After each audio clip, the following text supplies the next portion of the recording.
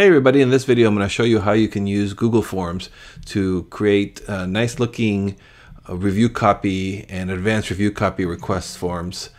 And for free, it's very easy to do with Google Forms. Here's the Google Forms.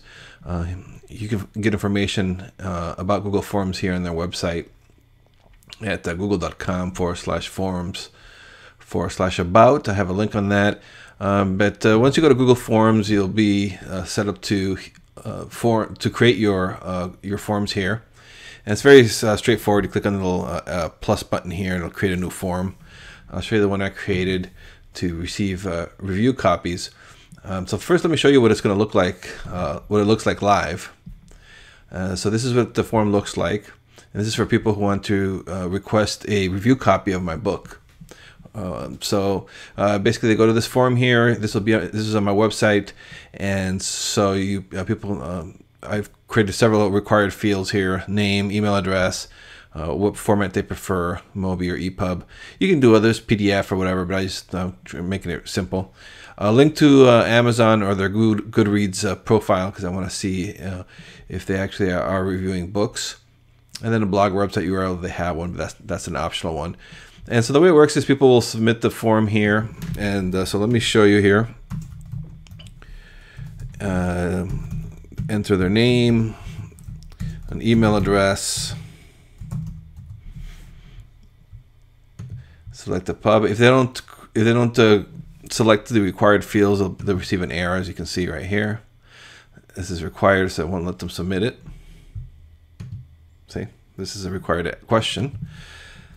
So I'll go ahead and enter that here. And we'll go ahead and click submit. And here we go. So thank you for requesting a review copy. I'll get back to you ASAP. So this is all done from the form creation here. And so it's very straightforward. You give it a name, and then you choose the fields that you want. Right here from add item, for example, see here. And you enter your question title, a help text if you want it, and if it's going to be a multiple choice or checkbox or a choose from list, paragraph text, a text field. You have a lot of different options here. So as you can see here, these are all the questions that I have. It's just 3 of them.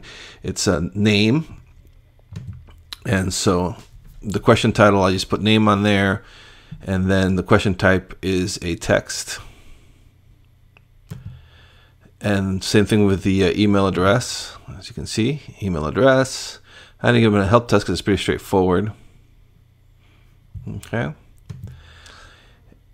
Oh, and as you can see here is the where you mark it if it's required question or not. You just check that or uncheck it. The format preferred. This one then basically is what format you prefer. And then I selected check boxes here. And then you get the different options if you want other ones, but I'm just using MOBI or EPUB. Required question. So very straightforward. If I wanted to add another one, so for example, if I wanted to give them an option of PDF, for example, I could do that there.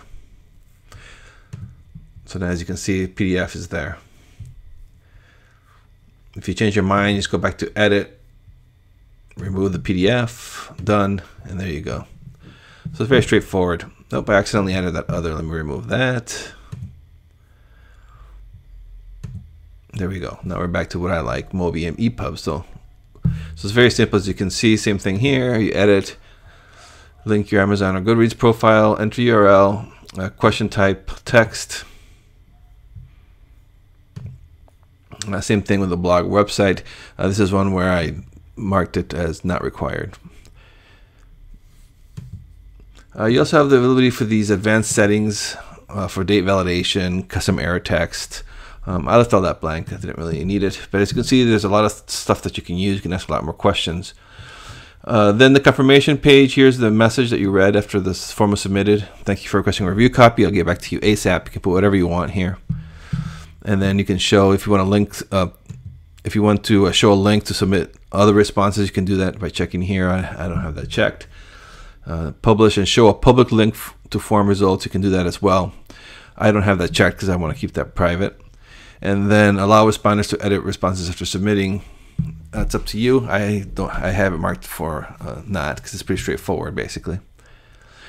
Form settings, you can show the progress bar at the bottom of the form page. I think that's pretty cool. That's just this, let me show you. That's just this little progress bar here as they're filling out the form. So I have that marked.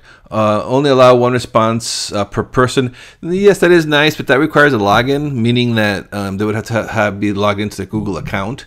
And if they're not there, then they'll get like an error message. So I just leave that unchecked.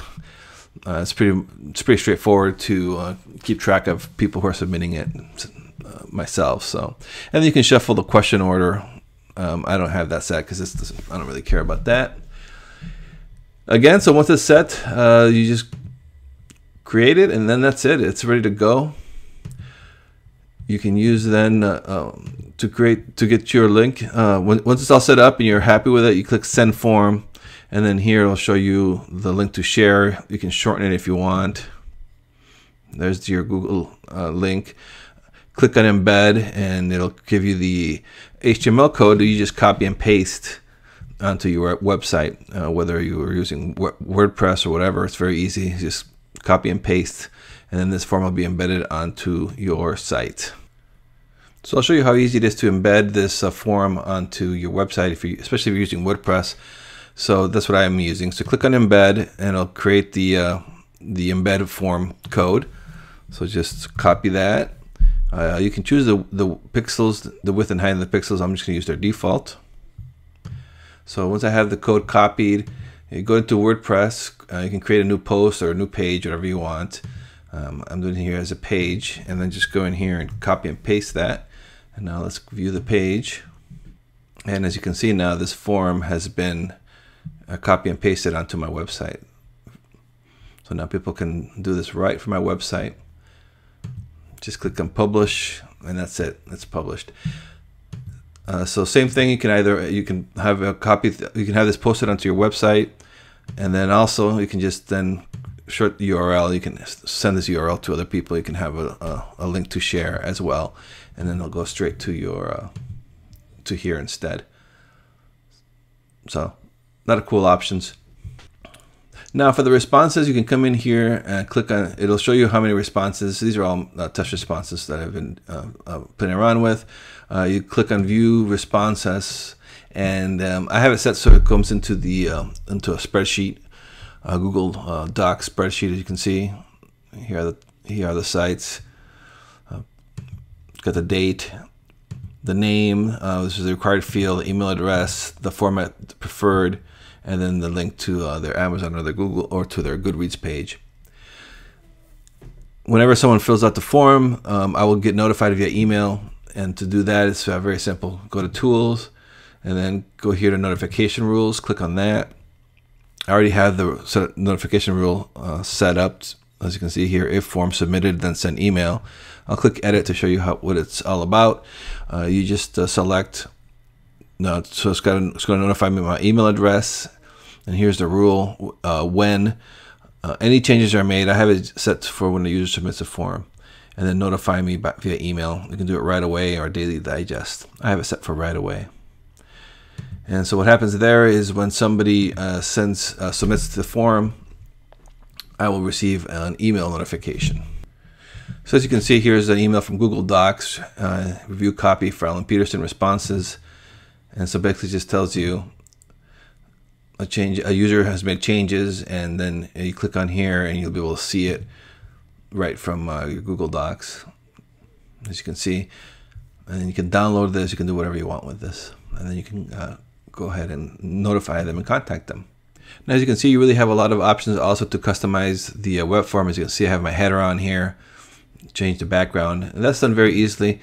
You go here to your when you're in edit mode, and then click here on change theme. Click on that, and as you can see, they have a whole bunch of different. They have a whole bunch of default themes that you can use if you prefer one of their own. As you can see, they have lots of options. I just customize it. You just click on customize, and then here you can customize the header, title, description, anything you want, and the font, the form background. So mine was very quick. I just added a header, as you can see here. I just added a new header. It's very straightforward. You just upload it and fit to width, boom.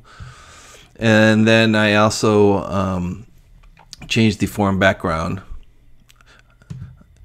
the page background. That's all I did. So it's very simple to do. You can really play around a lot more than I do, but you can really create a very nice looking web form, which you can have a link to send to people, or have embed it right onto your website like I did here. So you have a lot of options to play with here to create a very nice looking review copy request form. You can create a review copy, general review copy request form like I have here. You can do one specific for each book that you want.